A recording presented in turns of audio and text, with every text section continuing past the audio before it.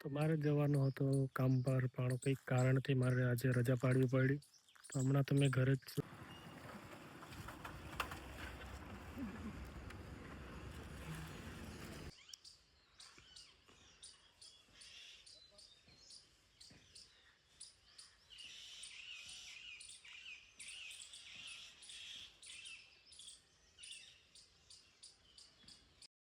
Hello મિત્રો, આજના બ્લોગમાં તમારું બધા સ્વાગત છે. તો તમે બધા કેમ છો? આઈ હોપ તમે બધા સારા જ હશો.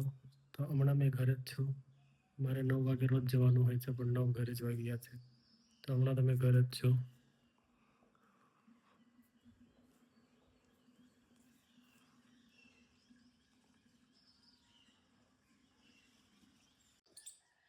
તો મારે જવાનું હતું કામ પર, પણ કંઈક કારણથી મારે આજે રજા પાડવી પડી. તો હમણાં તો મેં ઘરે જ છું, તમને બતાવીશ. પણ થોડી વાર મેં તમને બતાવીશ કે કયા કારણથી મેં આજે રજા પાડી છે. નાહી ધોઈને મેં તૈયાર પણ થઈ ગયો હતો, પણ હમણાં તમે ઘરે જ છો. જોઈ શકો છો તમે, કપડાં પણ ચેન્જ કરી દીધા છે મેં હમણાં.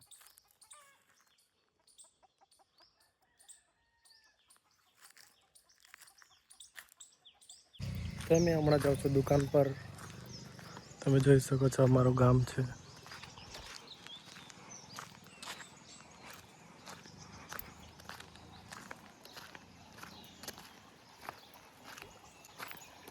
ગામના રસ્તા વચ્ચેથી પાણી કેવું જાય છે.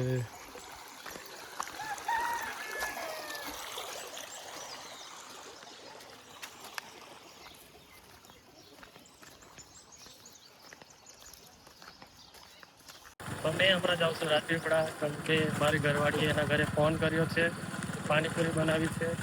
તો મારી ઘરવાળી કીધું કે મારે પણ પાણીપુરી ખાવી છે.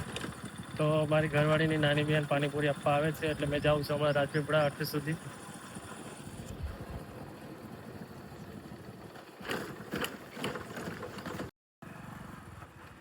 તો પાણીપુરી આવી ગઈ છે, તમે જોઈ શકો છો.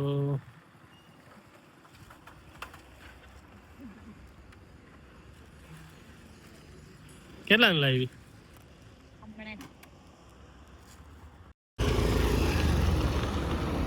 પાણીપુરી આવી ગઈ છે. હવે મેં જાઉં છું ઘરે. તો હમણાં મેં આવી ગયો છું ઘરે. હવે ઢોલ ઉતરું છું મેં.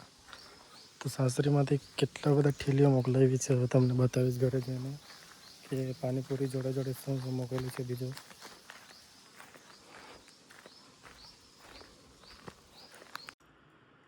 તો હવે અમે ખાઈએ છીએ પાણીપુરી.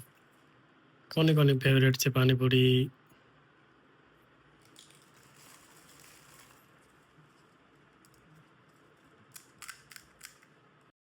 તો મેં હમણાં જાઉં છું મારા ઘરની આગળ જે જગ્યા છે થોડી, પાણી છાંટવા માટે. કેમ કે આખો દિવસ ગરમી બહુ પડે છે, એટલે સાંજે થોડીક ઠંડક રહે એની માટે પાણી છાંટવા જાઉં છું.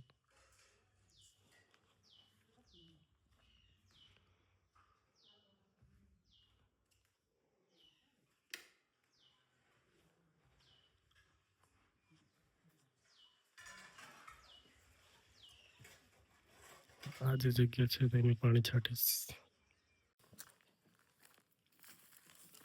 પાણી ચાલુ થઈ ગયું છે.